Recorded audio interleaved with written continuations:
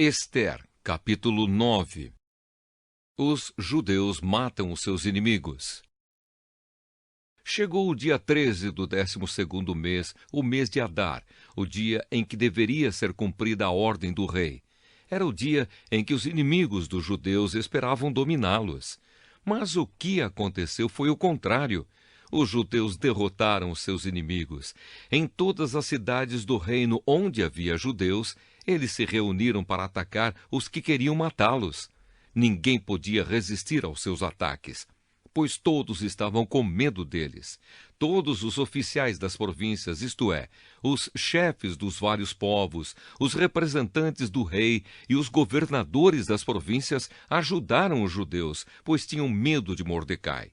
A fama dele se havia espalhado pelo reino inteiro e todos sabiam que ele tinha muita autoridade no governo. E o poder de Mordecai ia aumentando cada vez mais. Portanto, os judeus fizeram com os seus inimigos o que queriam. Mataram todos com as suas espadas. Não deixaram ninguém escapar. Em Suzã, a capital, eles mataram 500 homens. Mataram também os 10 filhos de Amã, filho de Amedata, o inimigo dos judeus. Os nomes deles eram Parzandata, Dalfão, Aspatá, Porata, Adalias, Aridata, Parmasta, Arizai, Aridai e Vaizata. Mas os judeus não ficaram com os bens deles.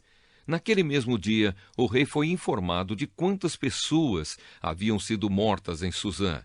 Então disse a Ester: aqui em Suzã, os judeus mataram 500 homens e também os 10 filhos de Amã.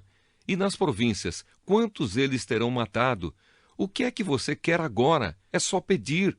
Se quiser mais alguma coisa, eu lhe darei.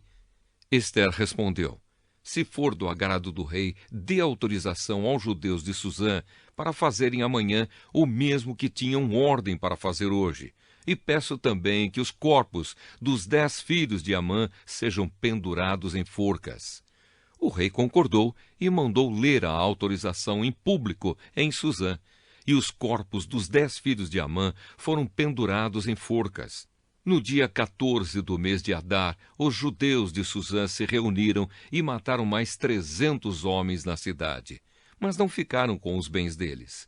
No dia 13 do mês de Adar, os judeus das províncias se reuniram e se defenderam. Mataram 75.000 inimigos e assim se livraram de todos os que os odiavam. Mas não ficaram com os bens dos mortos. No dia 14, eles descansaram e comemoraram com banquetes e festas. Mas em Suzã, os judeus comemoraram no dia 15 do mês, pois nos dias 13 e 14 eles mataram seus inimigos e só no dia 15 descansaram. É por isso que os judeus que vivem em vilas e povoados comemoram o dia 14 de Adar com banquetes e festas e mandam comida uns aos outros. A festa de Purim. Mordecai escreveu tudo o que havia acontecido e mandou cartas a todos os judeus que moravam em todas as províncias do reino, tanto aos de perto como aos de longe. Nas cartas, ele ordenou que todos os anos eles comemorassem os dias 14 e 15 do mês de Adar, pois foi nestes dias que os judeus se livraram dos seus inimigos, e foi neste mês que a tristeza e o luto se transformaram em alegria e festa. Portanto, que dessem banquetes e festas, mandassem comida uns aos outros e distribuíssem presentes aos pobres. Assim os judeus, de acordo com o que Mordecai tinha escrito, começaram o costume de comemorar esses dias. Amã, filho de Amedata, descendente de Agag e inimigo dos judeus, tinha planejado acabar com eles e tinha mandado tirar a sorte. Chama-se isso de Purim, para resolver em que dia ia matá-los. Mas Ester foi falar com o rei e ele ordenou por escrito que o mal que Amã havia planejado contra os judeus caísse sobre o próprio Amã. Portanto, enforcaram Amã e os seus filhos. É por isso que esses dias feriados são chamados de Purim, que é o plural da palavra pur. Como resultado da carta de Mordecai e de tudo o que os judeus tinham visto e das coisas que aconteceram, eles resolveram que eles mesmos, os seus descendentes e os que se convertessem ao judaísmo, seguiriam o costume de comemorar todos os anos esses 2 dias, conforme Mordecai havia escrito. Ficou resolvido que daí em diante toda a família judaica em todas as cidades das províncias do reino comemoraria a festa de Purim, para que os judeus lembrassem sempre do que havia acontecido. Nunca, em qualquer época, deixariam de comemorar essa festa.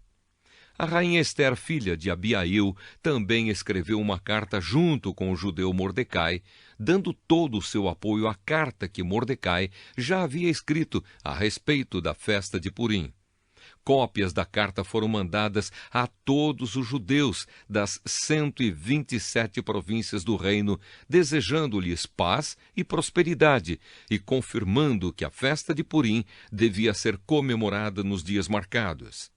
Assim como haviam marcado para si mesmos e para os seus descendentes dias de festas e de jejum, eles deveriam seguir essas ordens do judeu Mordecai e da rainha Ester.